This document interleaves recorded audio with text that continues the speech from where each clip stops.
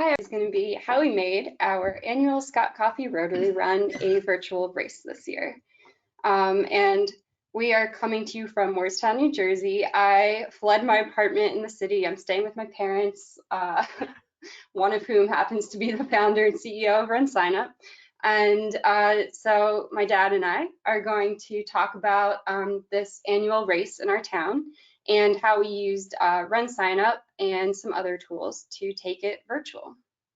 So, about 36 years ago, two guys in the Moorestown Rotary, Bill Van Fossen and Scott Coffey, got together and said, "Hey, let's put on a race." And probably that first year, they probably had a few dozen people that showed up and things like that. And what happened is over the years, it kind of became a Moorestown tradition.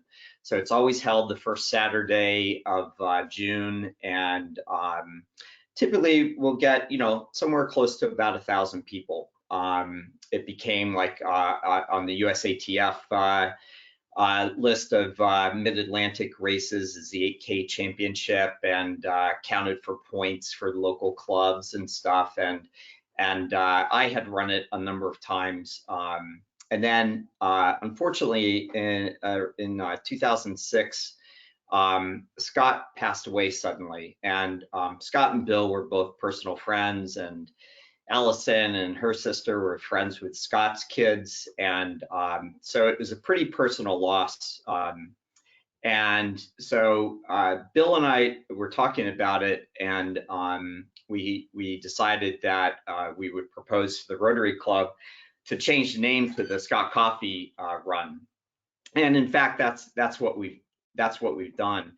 And over the years, Bill and Scott had made it into really the annual biggest fundraiser that the Rotary has. So it's actually a pretty important, part of our community. It's pretty important to the Rotary Club. It's pretty important to Bill Van Fossen and myself on a very personal type of basis. These pictures here, that's me giving out an award to my daughter, Allison, and she's eating a banana and it's in her mouth.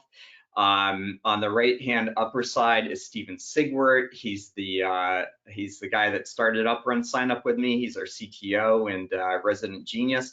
And below is a frog, and next to the frog is Andrew Sigwart, who happens to be Steven's brother and happens to be one of the early employees at RunSignup as well. And RunSignup was actually founded partly because of the Scott Coffee Run.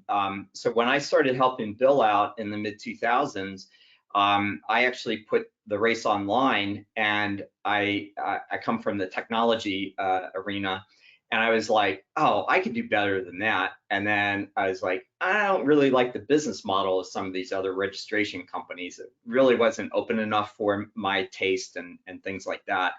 And so, well, then you met Steven. So I always would delude myself into thinking that I would get back into coding and start to do this.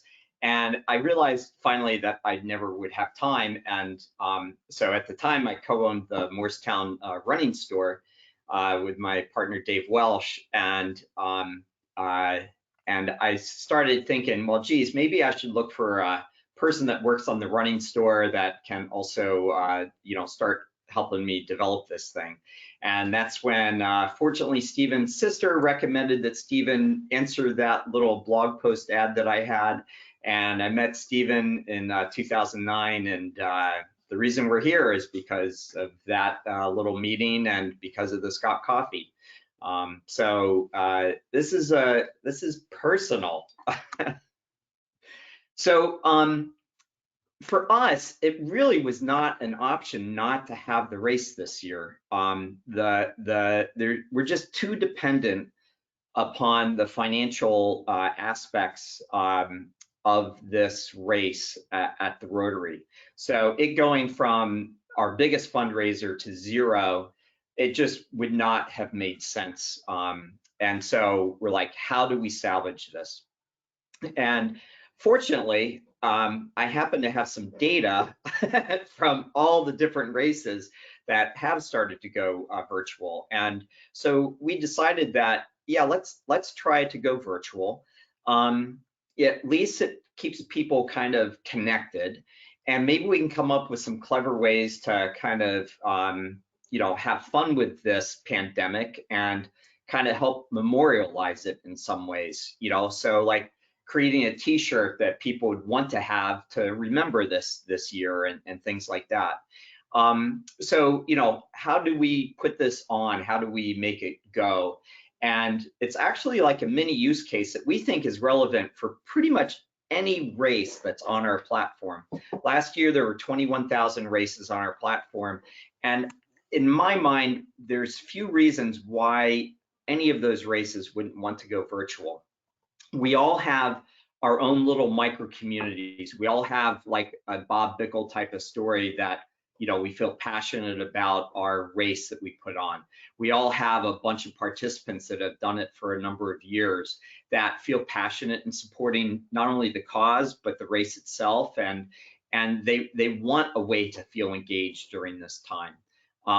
So we decided to go virtual, and Alice and I are going to go into all the nitty-gritty details today so that you can kind of parallel it to your own events, and hopefully this webinar is useful to a lot of you. Okay, so of course we went virtual. And the other nice thing about going virtual for us is it lets us use all the different cool technology in RunSignup. So for the agenda today, we're going to go through how we converted the Scott Coffee Run to a virtual race. So we're going to start with registration and how we did the virtual race updates from our dashboard. We're going to talk about swag, redesigning our website, how to do marketing and communications with a $0 budget, talk about our relationships with sponsors and the challenges involved in recruiting them for this year. And then we'll go through some race day experience, and we will do questions at the end. Although if you need to, you can interrupt me, but. Yeah, I'll keep an eye on the questions, and yeah. if I see something that is particularly relevant, Okay. There's a couple questions in already, but we're going to cover them in the slides here. Okay. So registration. So with the Scott Coffee Run, the race had already renewed, had about 26 registrations that had come in pre-coronavirus. And so we were in a situation of converting to virtual after we had already opened registration. So to convert to virtual, the first thing that I did was I went into the Race Wizard. And there's a couple of things that you're going to want to update on that first page of the Race Wizard. So the first is location. It's not at a specific physical address anymore, so you can update that to anywhere, anytime. You can get creative with that, but that address field is flexible. You can make it whatever you want. For the dates, we decided to extend the date from a single date in June to a full week with actually 2 weekends to complete the race. This is just nice because it gives your runners flexibility, and it also ensures that there's social distancing. If you only give people a single date to do the virtual race, there could be crowding at the start or at the finish. And so this just ensures that people naturally spread themselves out as they go and run on their own. I also switched the event type from a run walk to virtual, and that lets me use all the different virtual race features. Also at the end of this section, I'm going to go in and demo all this, so you'll see the kind of how I actually did it. In step 3, I updated the pricing. So we decided to actually decrease the price by $5 and not do any price increases. I've seen other races that are keeping the price the same, and I think that's completely fine, especially if you are sending out shirts and you have a bunch of pre-registered runners. You need to cover that cost of shipping. But for our event, we just decided to lower it by $5. The next thing that I did is I added a checkbox confirmation in the registration path just to make sure that people understood that they were signing up for a virtual race. I think it's pretty clear at this point that we're not having mass gatherings and events, but just want to be extra careful. And then the next step is I went into the enhanced virtual race setup, and I put in when I want people to be able to submit results. So if I go out and run today, I'm not able to actually submit my result until June 6th. And that just kind of emphasizes the real race feel of it because I'm only accepting it during race week. you're able to create different result sets for these virtual races results to live. And down here, I selected that I wanted people to be able to enter times. And maybe if anyone has questions, we can talk about this distance checkbox that now shows here later on. The next step of setting up an enhanced virtual race is turning on text messages and emails. So when people sign up, they are able to opt in to receive text messages, email notifications, or neither. And this is just another way for you to engage people during race day or race week.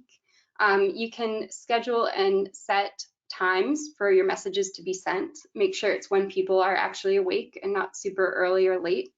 You're able to customize what that message says. So I just updated it from it's race day to it's race week.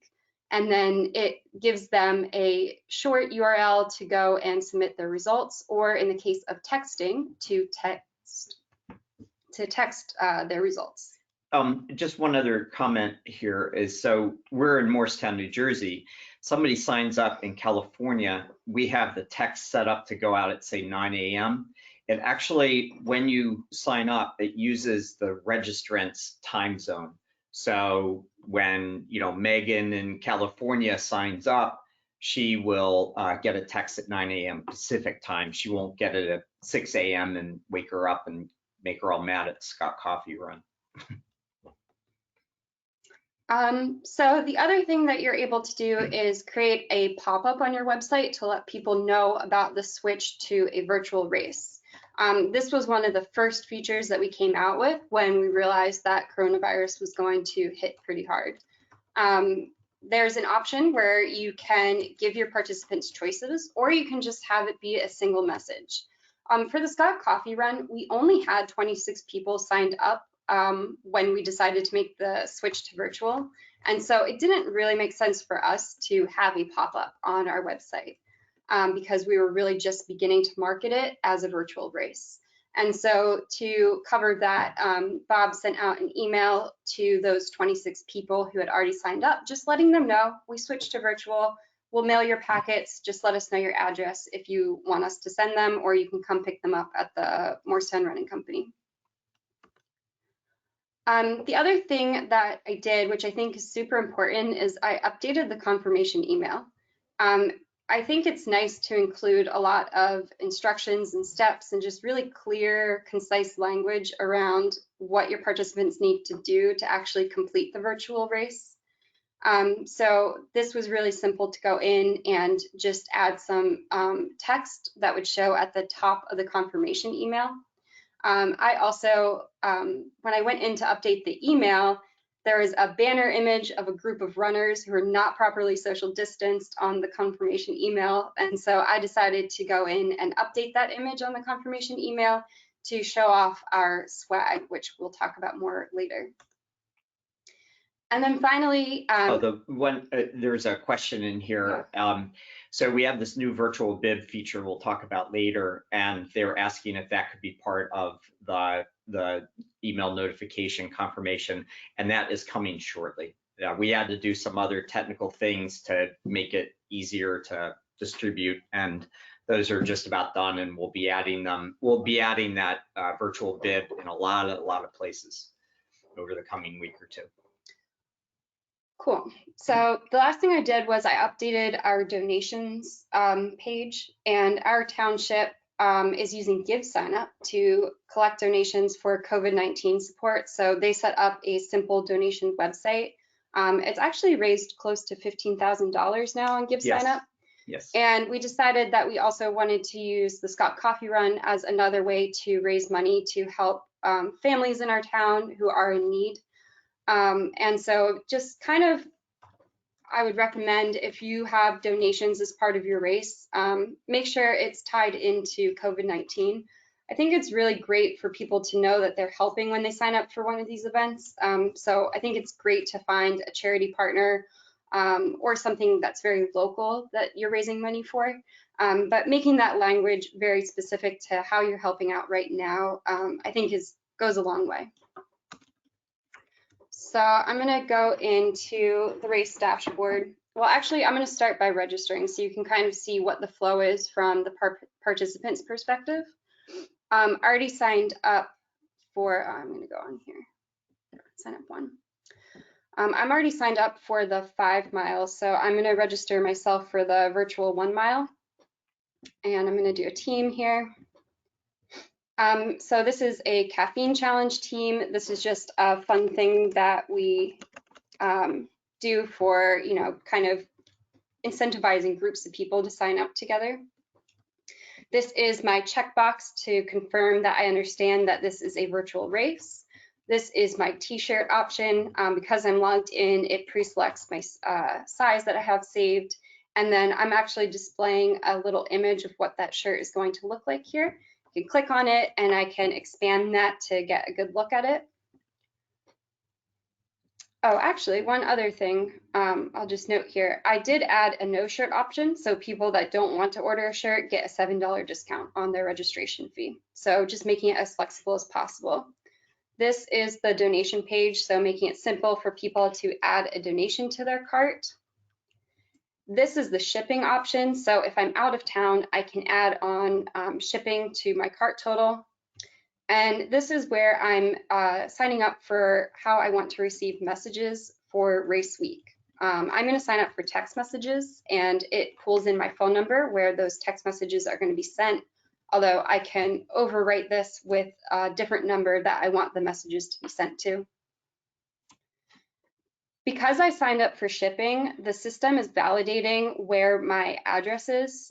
So this is just how I have it written from my profile. And you'll see when I try to continue that my address as I've entered it is not valid according to USPS. It's validated against their API. And so it automatically suggests the correct address. And this is really important because it's going to save you money. You're not going to be shipping a shirt or swag to a wrong address and having to deal with that sort of confusion. And as an aside, we are going to, in the coming couple of weeks, add validation for international addresses as well. And we'll also be adding different pricing for domestic and international shipments. So this is the confirmation page, and I kind of just wanted to go through it really quick to show you what the final product is. But we're going to go back to where I made these updates to registration and talk about that side of things now. So this is the race wizard. I'm in step 1, and I go down to here, and this is where I've updated the location information. You can update this to be any city, anywhere, but I wanted to keep it Moorestown because it is a Moorestown event. And then down here is where I updated the dates of the race. So I changed it from the 6th to extend it all the way out to the 14th. And then this is where I changed it. I had initially had it as a run or run walk. And this is the step where I came in and switched it to a virtual race. So the third step of the registration is where I have pricing set up, and to fix this, I just went in and I overwrote the initial $30 registration fee with $25, and then I just scrolled down and saved it. But you can make quick updates to your pricing. If you have really complex setup with a ton of events, just do it really quickly up here. You can just update everything at once. And then for the giveaway, the only thing I updated here was I added an image of the shirt design because I wanted that to show in the registration path. It was a nice way to kind of highlight that, that giveaway, that swag that makes our event unique. So after I finished going through those basic updates in the wizard, I came into enhanced virtual race. You'll see here at the top, I'm using a menu search. There's too much stuff that's in this dashboard, and typing in what I want to find up here will pull it up so that I don't waste my time going through all these different tabs here. Oh, this looks different. It got updated.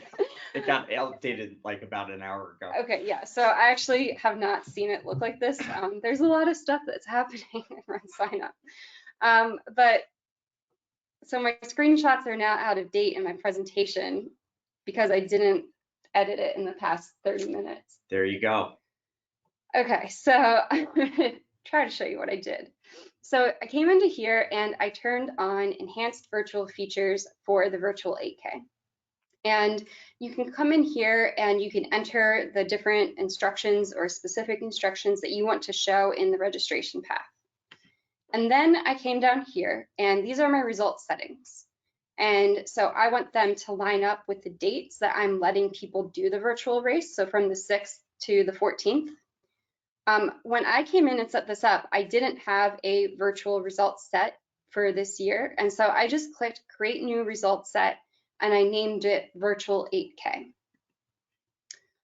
You'll see here, I checked that people can submit their times and that the results in the results leaderboard should be sorted with the lowest time, the fastest person showing first.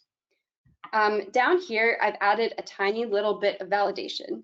So I looked it up and I don't think anyone can run faster than 21 minutes, I've decided. And then I also just put a maximum allowed out time of 5 hours so that people don't accidentally type in that they took 50 hours to walk the Scott Coffee run.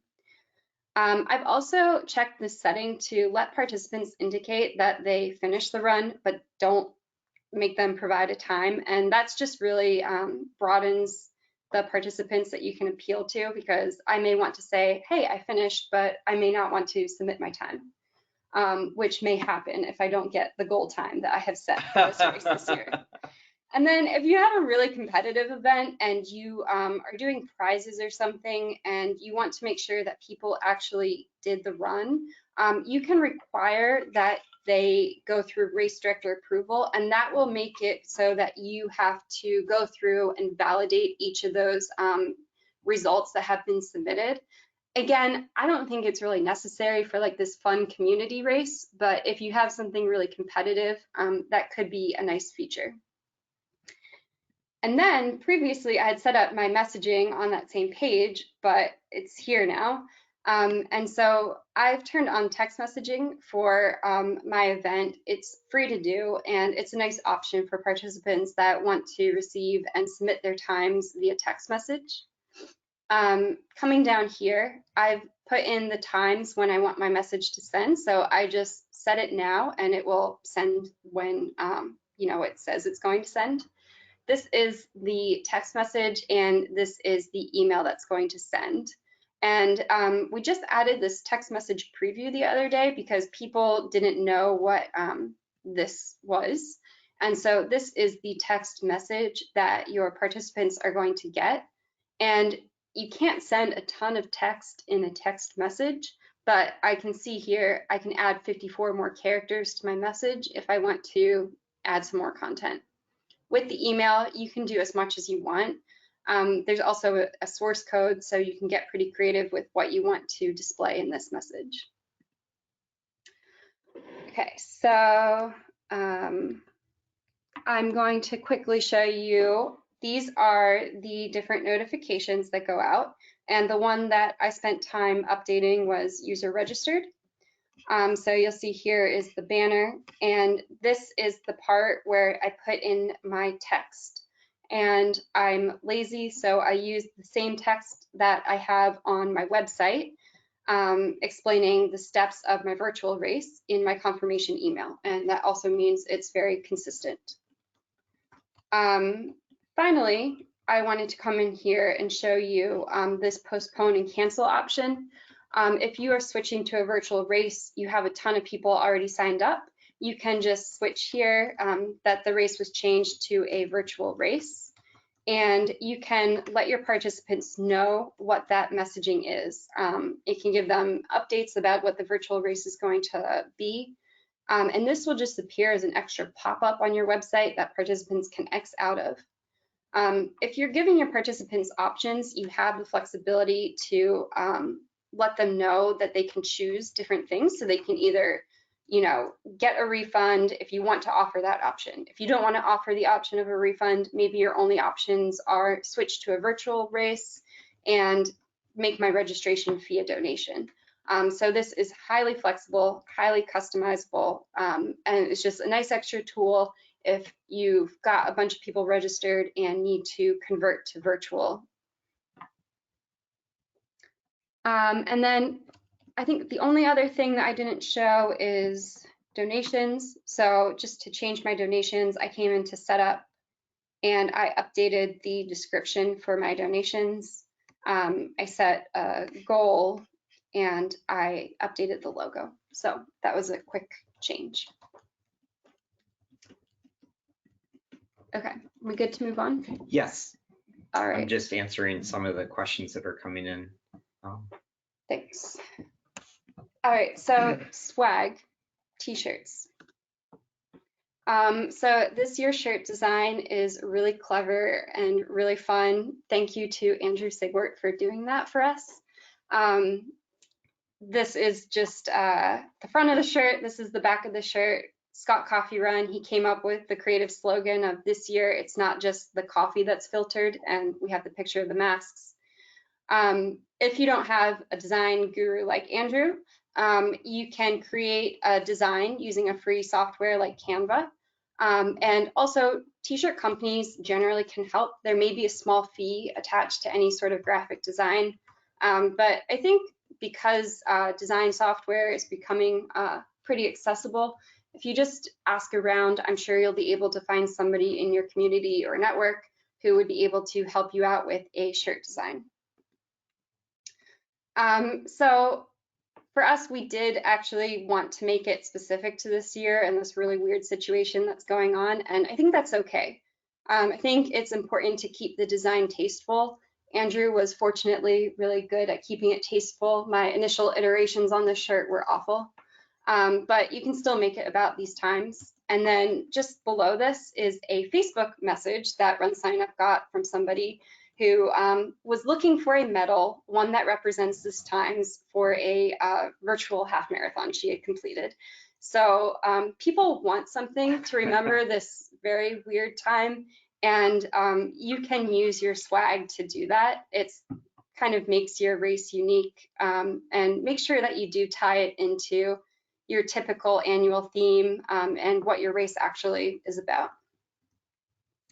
So ordering shirts. For the Scott Coffee Run, we use the same shirt company every year that's local to us. Everyone's being super flexible right now because it's weird, and we asked the shirt company if they would let us do 2 rounds of orders, even though we don't have a huge event, and they were fine with that. So I'm going to place the first order on May 16th. The t-shirt company said that they have a at max a 10-day turnaround. And so the idea is that first order will get delivered in time for us to do an initial round of t-shirt swag distribution before the virtual race week begins.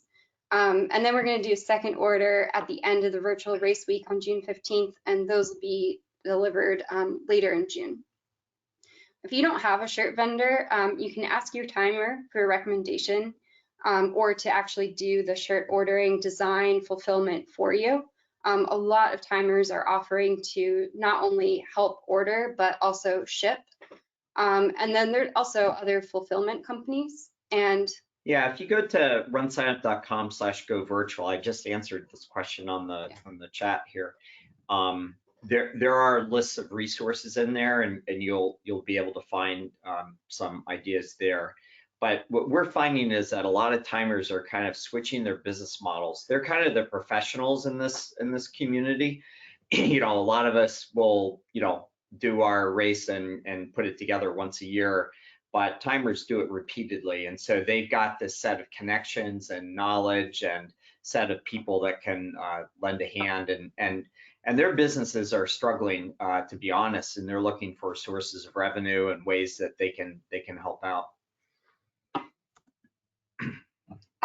So shirt pickups. We have a local race, and so for people who live in town, we're going to offer 2 different dates for people to pick up the shirts at the Moorestown Running Company. We have a little drawing of that here. I'm going to do the first one on June 5th and 6th, and then we'll do one last week of June, first week of July.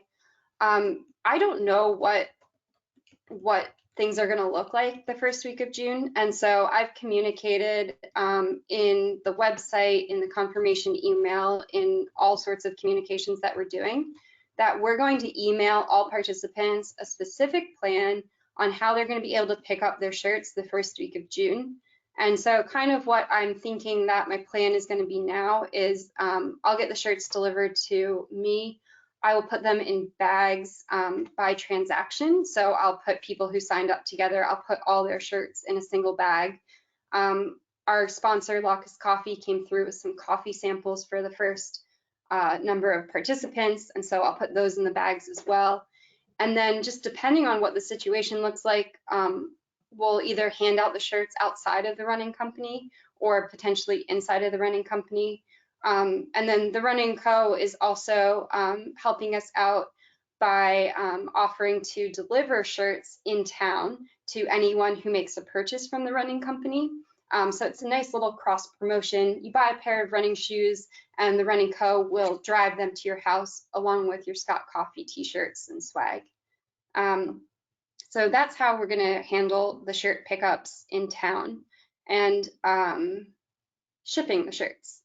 I was initially against it, but Bill really wanted to do shipping, so we want to capture those out-of-towners and provide them with flexible options.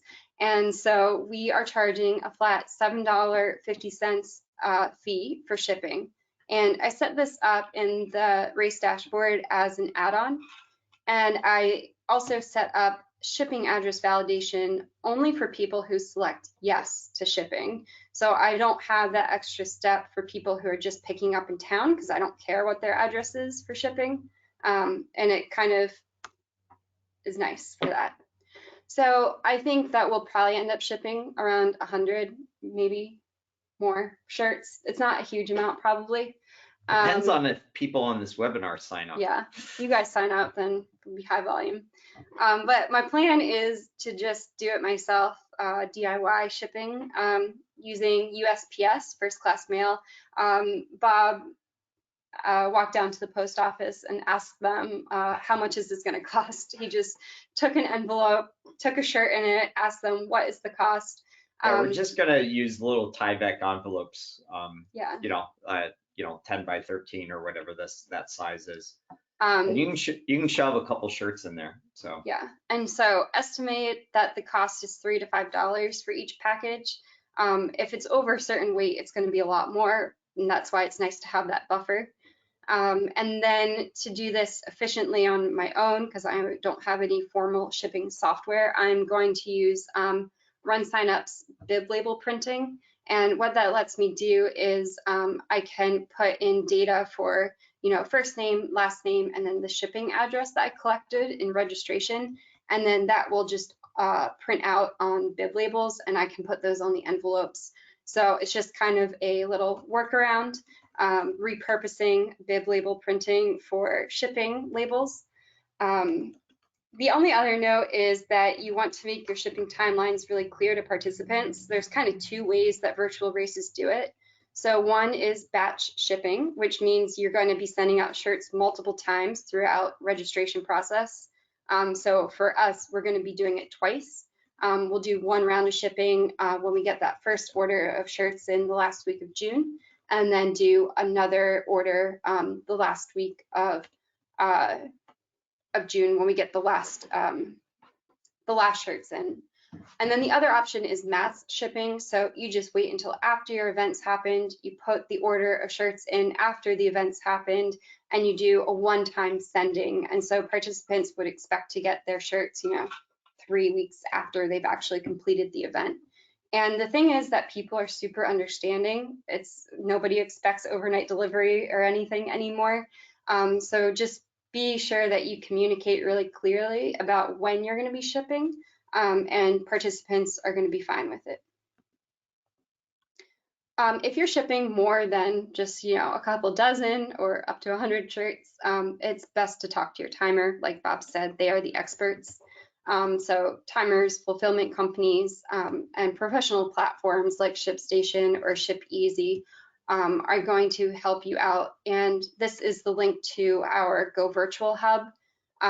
Johanna actually put together a really nice blog that is linked from this hub that lists out different vendors that kind of do, what do you call it, a white glove solution to virtual race fulfillment shipping. They do it all. They do it all. But she has a list of vendors, so if you're looking for vendors, that's good. But I think the best resource is just your timer that you typically work with. Okay, quickly going to show how I set up the add-on in the registration path for shipping. So I clicked on registration add-ons. My add-on is shipping, and I just added a quick description, and that shows in the registration path. My price is $7.50, and then just click the plus sign for advanced options. I'm just charging the $7.50 once for the whole cart. Where are my options?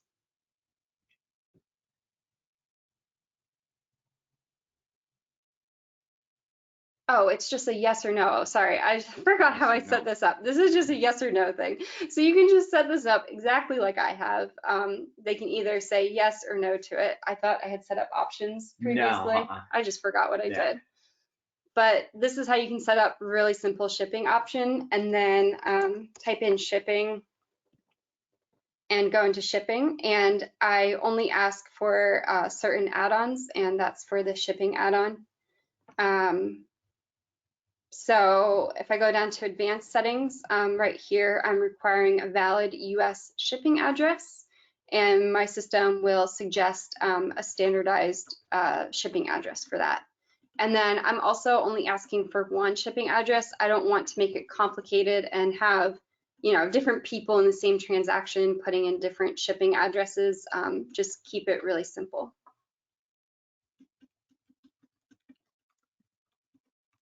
Okay.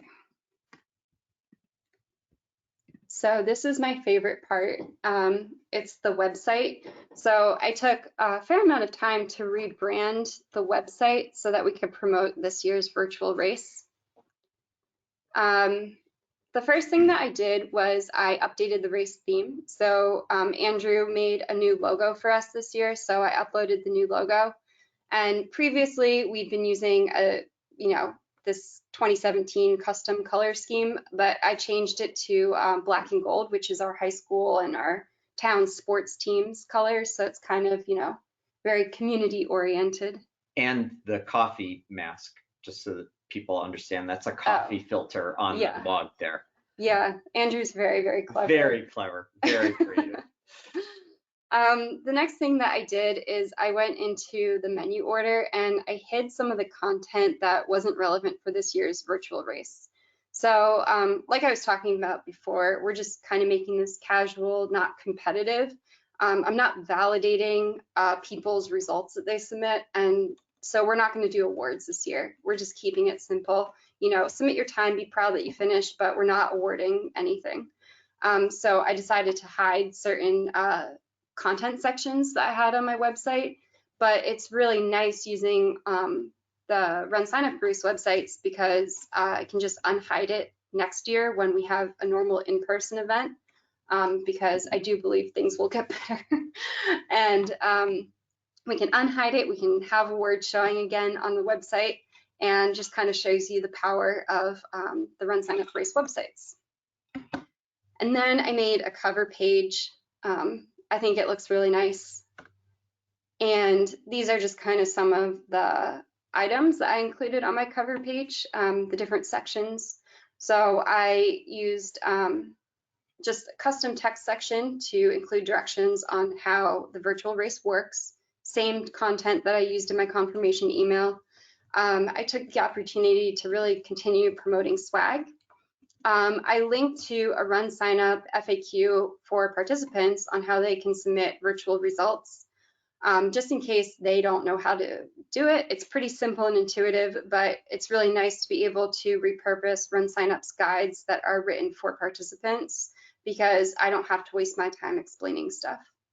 Andrew Sigwart also has a YouTube channel called I've Got the Runs, and he makes really funny videos.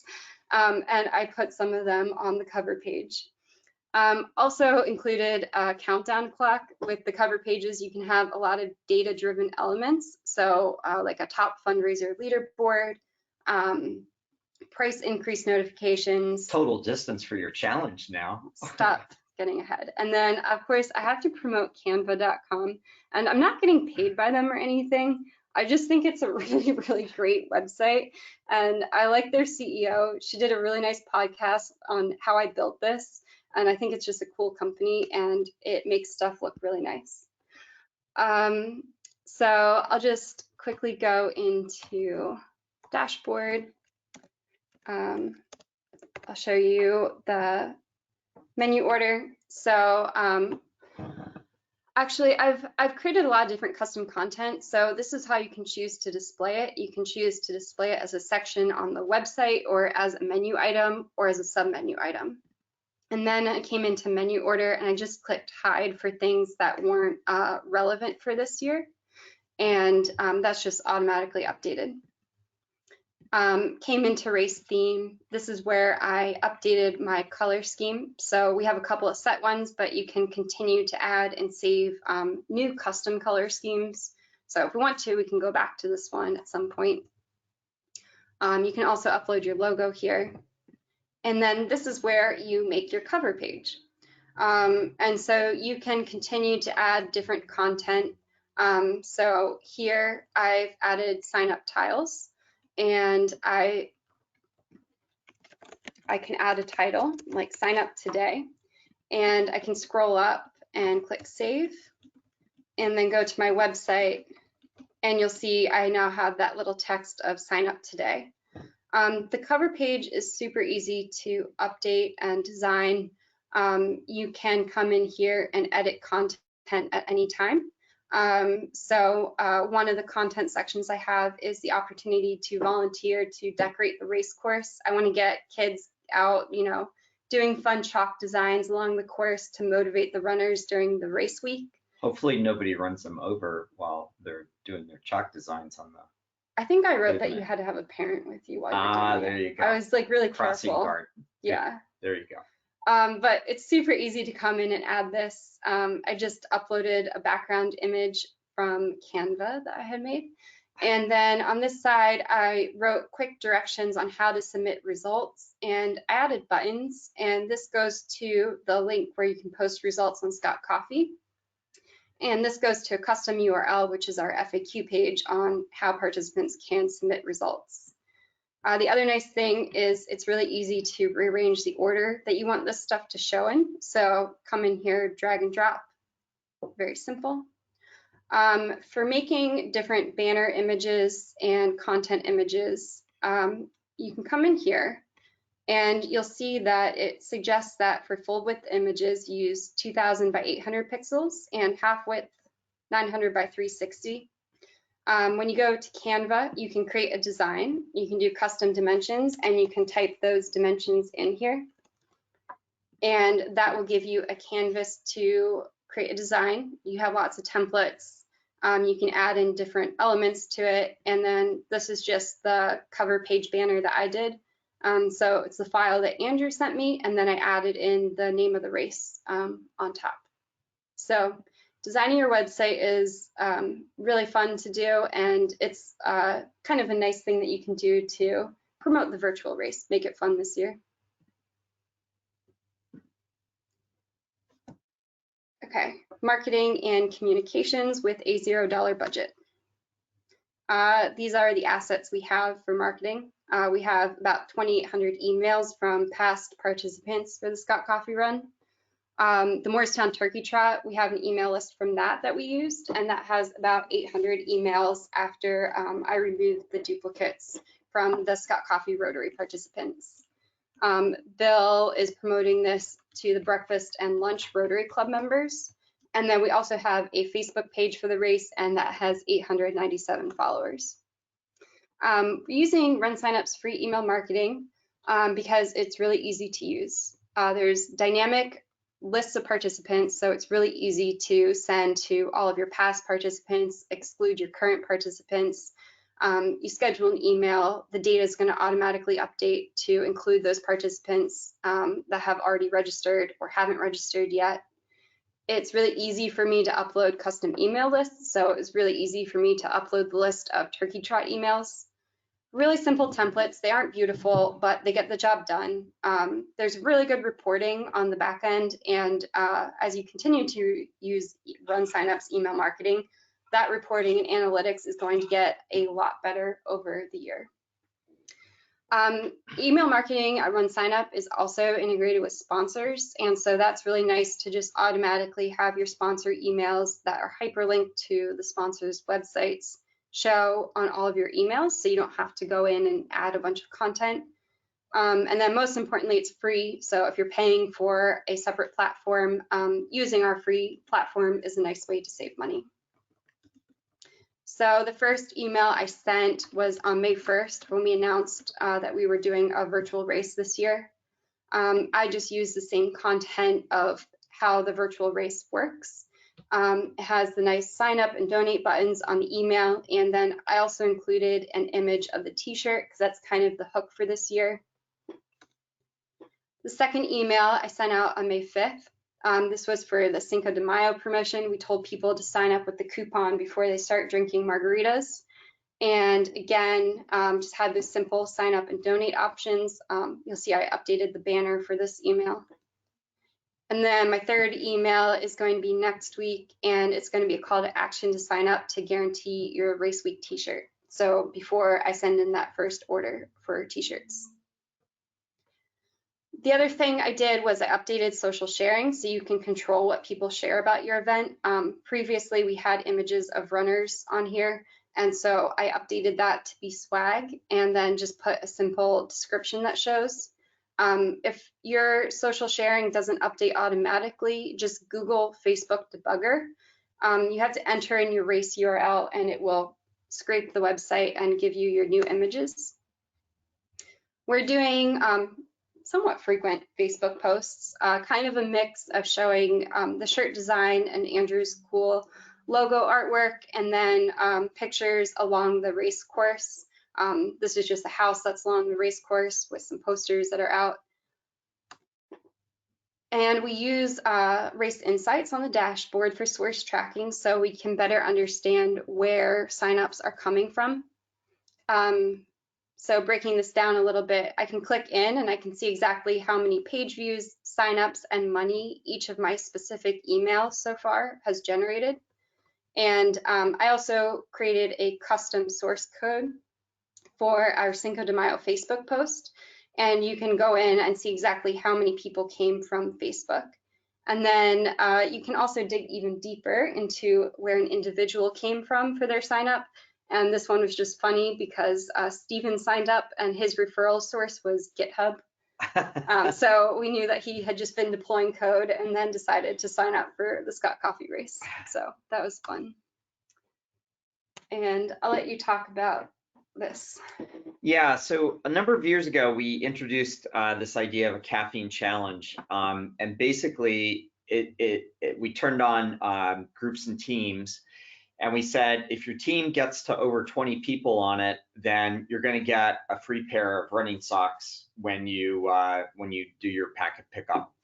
And I'll tell you, it's wound up being really, really effective. We get the socks really cheap from the running store, and the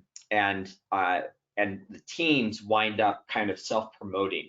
Right, so it winds up being the running clubs. It winds up being different neighborhood groups, different workout groups, and everybody wants to get to 20 people, so they get a free pair of socks. It's amazing what people will do for a pair of socks. Referral rewards, this is more generally speaking. So one of the observations, I wrote a blog about this last weekend, 18% of registrations are coming from referrals this year for races that have turned on referral rewards versus 7% last year. So what we're finding is that there is a lot more social engagement around virtual races. So referral rewards, Really easy to set up. It's last step of the wizard. Just click it on, and for 5 registrations, give them a $20 refund. You can modify that and change that and set up a whole bunch of different options and swag rewards and things like that. You can get really super fancy. Some of the more advanced users are seeing over 30% referrals. So time limited coupons. So we did a 1-day one for Cinco de Mayo, and yeah, we got a lot of people signing up. We got 95 people signing up that day. Usually we do this on April Fool's Day, and we say you'd be a fool not to sign up. You know, $5 off only today, and that's our only special pricing that we have all year long for Scott Coffee. It's always $30. Except the day of the race, it turns to $35, and that's the one time that they can get a discount. And so people kind of know that, and they kind of wait for it. And even though Moorestown is a fairly affluent community, I do know that our CFO Kevin Harris waited for this coupon before he signed up. Yeah, we didn't know what was going on April 1st, so kind of delayed the marketing of, Yeah. There's a little bit going on at that point in time for us, but we did the Cinco de Mayo instead, which worked well. And this year, there's a special offer. Yeah, so anybody that's listening to this webinar, sign up today, use the coupon code webinar5. You're gonna get one of those cool shirts with all the cool graphics that Andrew Sigwart did. If you send it back to us, he'll personally sign it for you or something like that. Yeah, we didn't say it was easy marketing with a $0 budget. It's doable, but you know. Yeah, we had to put a webinar on to get registrations sold. Okay, just quick demo. I'll just show you Race Insights really quick. So this is Race Insights. It's Google Analytics, but built for your race. So you can filter what data you're seeing. So this is just showing me a view of the last 7 days. And then this is where I was able to come in and see the number of signups and registration dollars coming from different email sources. And if you go into source tracking codes, you can create special codes that you can connect to your Facebook posts or other sorts of marketing things that you do. And then you will be able to see if you spent money on it, you'll see your ROI. Even if you didn't, it's just an organic Facebook post, you'll still be able to see how many signups came from that social media post that you did. I'm not going to go into email marketing and referrals, but I will send links to more information about those, including webinars that we've done in the past on them, so that you can dig more into that. Sponsors. So I'll talk about this. It is kind of a touchy subject because everybody's hurting these days and everything. I can say that our race is a little bit unique because it's the Rotary that puts it on. And so you have a number of members of the community that are Rotarians, not me, by the way, they won't let me in. But you know, sometimes it's Rotarians that are sponsors, sometimes it's friends of Rotarians. It's really, we're leveraging the personal network of that community. And we have a wide range of sponsorship levels from $100 up to $5,000. And basically, we've gone back to all of our sponsors, and we're having very good luck. Most of them are renewing right where they were last year. A couple have dropped down to a slightly lower level. But sponsorship for us is really, really important. We get about an equal amount of revenue from sponsorships as we do from race registrations. And so if this was going to go to zero, much like race registrations, it would have been a problem for us. We also, started doing email marketing and kind of used, what I refer to as an assumptive close. We included all their logos on that, and kind of, I don't know if you call it made them feel bad if they didn't sponsor you again, but it's a way of trying to keep those relationships there. We do have a sponsor platform. It's very nice. It's very powerful. It's easy to kind of manage all your sponsors from year to year. You're able to do interesting things like create special offers and so forth. You're able to keep track. You're able to send invoices to your sponsors. Your sponsors are able to see, via the race analytics stuff, how many page views their pages got and things like that. So it is a beneficial platform for sponsors. Lacus Coffee, who's one of the main sponsors, they give a coupon out, and this coupon gets sent to everyone in their confirmation email. So it's really nice how you can set that up, and then it displays where and when you want it to. Yep. So RaceDay, so we've had this RaceJoy technology, which basically allows you to watch a participant if you're a spectator, and the participant runs through their phone, and every mile they get a split. And actually, we acquired this company in 2015, partly because Allison was running a marathon in the rain, and I just kind of stayed in. You're a terrible father. Yeah, I stayed in a Starbucks until I saw that her dot was getting close to the Starbucks. Also, we used it in a big race where both my daughters were running, and it's tough to find your kids in 20,000 people, and it was great. But anyway, it's turned out to be wonderful for virtual races. What we're doing at Scott Coffee is that we've got the Scott Coffee course. People can go to the start line of the course on their own, press the start button, and run the course. And they'll get mile alerts to tell them their mile splits, even though there's no timers out there and there's no, facilities or anything like that. And we can also set up like individual cheers. So we'll be able to put in some messages from our sponsors, and we'll also be able to talk about certain landmarks along the course. This feature is not available yet, and James and Michael are really hustling on this. Hopefully it will be available by the Scott Coffee run, but it's the run anywhere option. So what's going to happen is that Megan, who's in California, so her mom's here in New Jersey, she's going to run the course, but Megan in California is going to be able to pick her own 5-mile course, turn RaceJoy on, and hear the same types of cheers and things like that. Not the same course, but she'll get a notification that she's running by the middle school where she went to when she was a kid. So kind of cool. RaceJoy is only available from your timer. So we do not sell this directly to races anymore.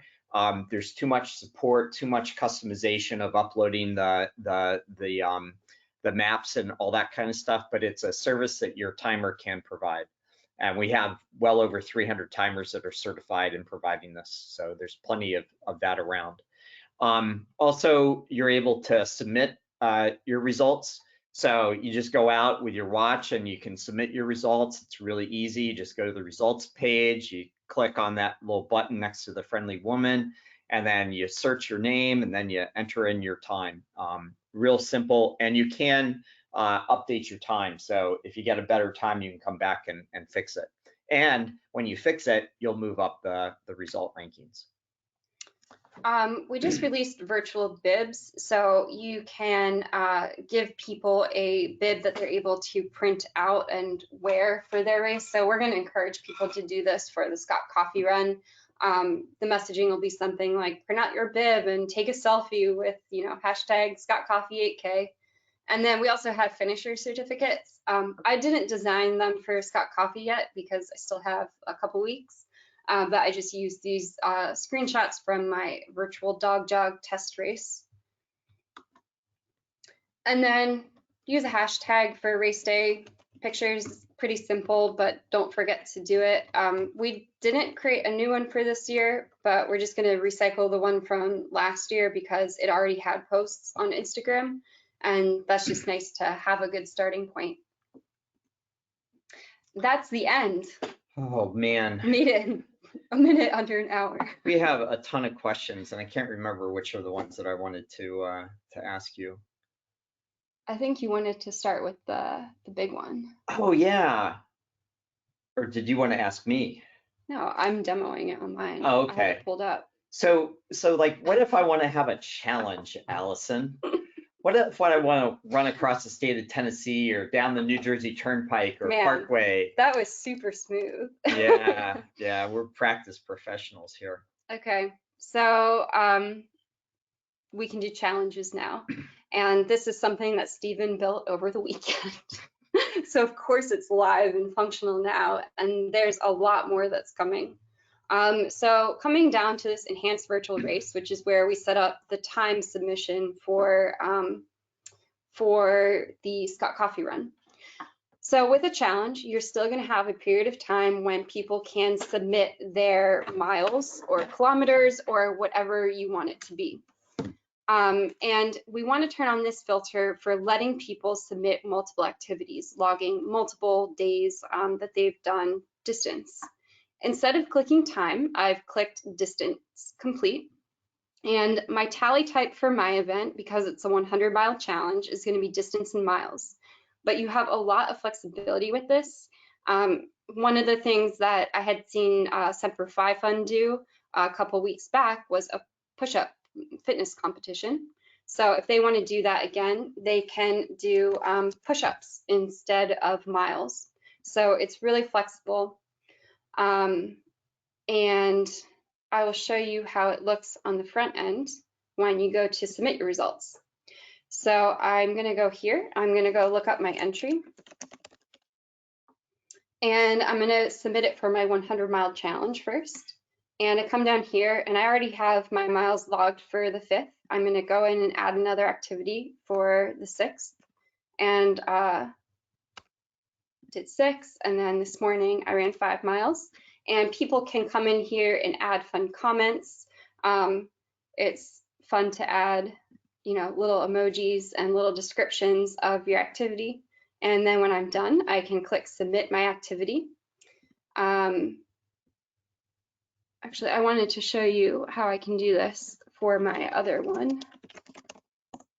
So I also signed up for this virtual cat nap, and with the cat nap, you aren't running any miles, you're just taking naps. And so you'll see here, instead of logging miles, I'm actually logging the hours of naps that I've taken. So you can just do 2, lots of sleep. And here, I can set my own goal for naps. I'm not trying to put people in a box here, so my goal is to actually get 25 hours of naps and submit my activity. And then if we go into here, we can come in here and we can see my total distance in miles for this 100-mile challenge. And right now we have this simple goal meter that shows how much progress I've made. And here's the percentage that I've done. And down here is my log with all of my different mile submissions and the comments that I've made. And the other really nice thing for donation fundraising focused events is I have a fundraiser created for this event. So I can click here and that takes me right to my fundraising page. So there's already a little hint of that connection between challenge results and fundraising. So this is what Stephen built this weekend. And you're going to continue to see this layout change both on the back end setup and on the front end display over the coming hours, apparently. But I did want to show you in GitHub, this is where development happens for our team. And it's where we log tickets. So you guys like email that you want some feature or you have some request, we log it in here. And then delegate those different tasks to developers. And we have this big milestone for virtual results right now, and Matt Avery is product manager for it.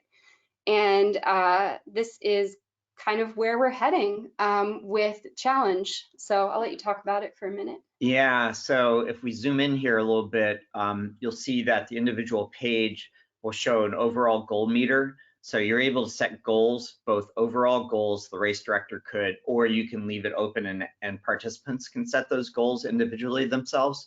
And it shows how far you've made it along.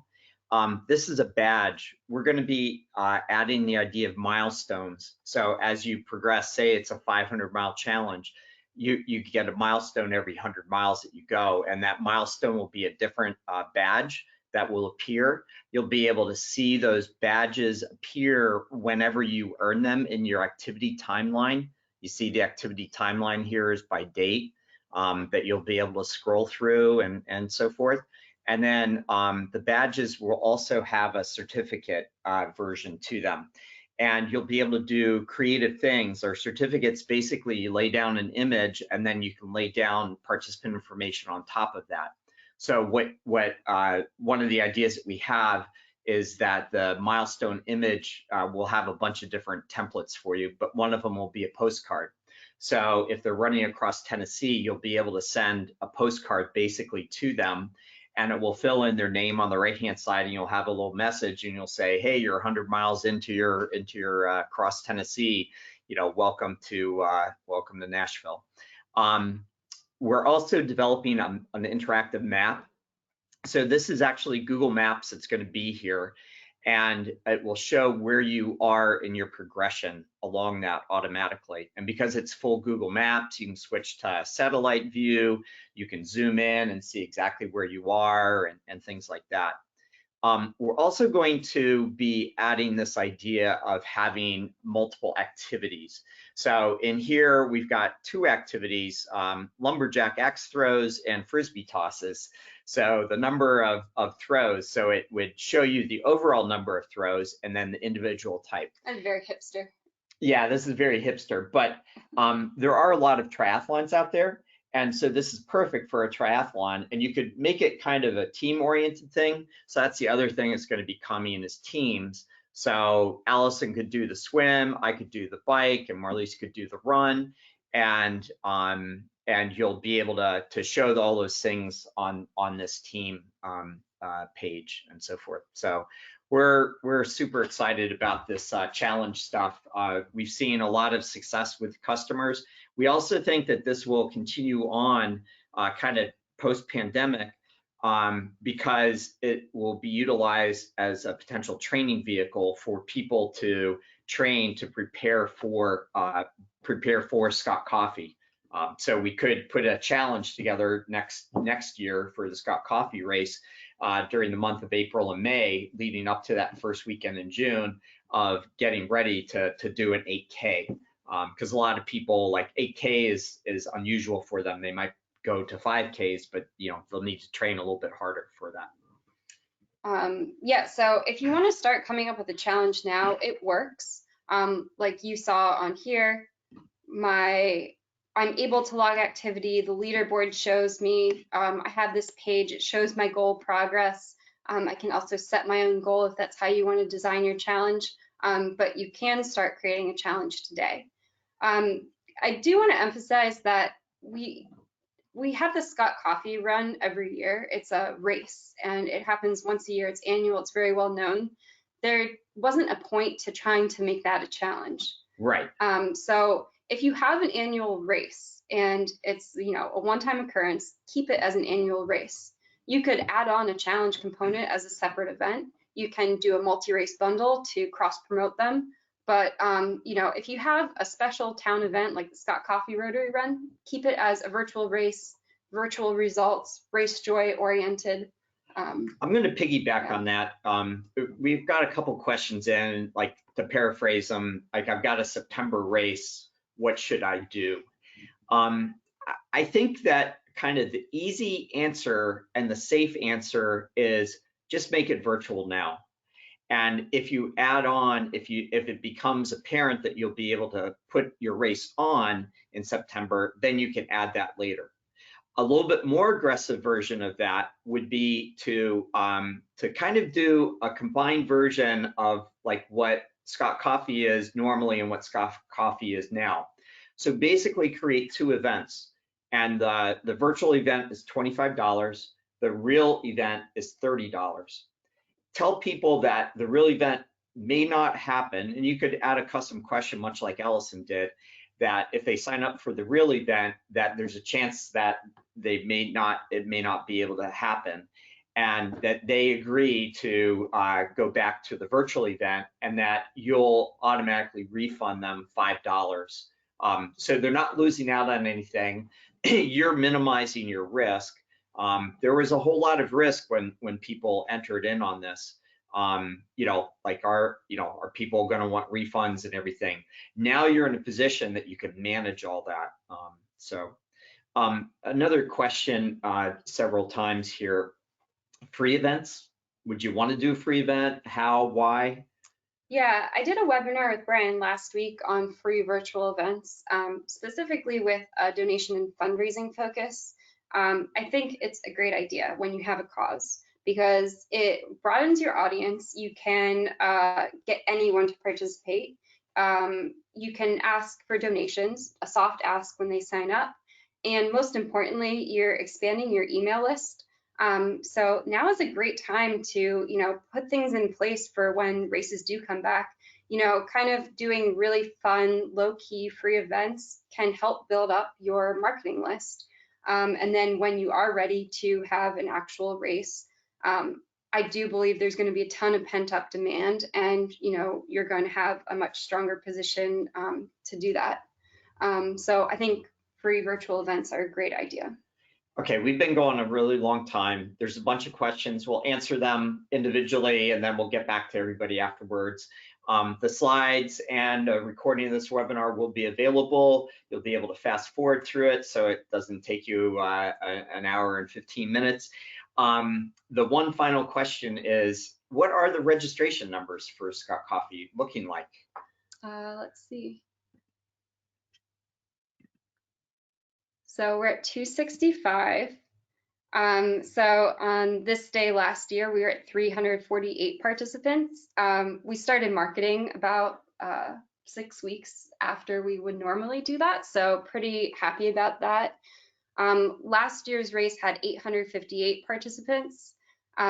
So I think kind of realistically what we want is to get, I think we'd like to get 600 people sign up for this event. Yeah, and I think it's possible. I mean, especially if you guys sign up now, webinar 5, $5 off, webinar 5.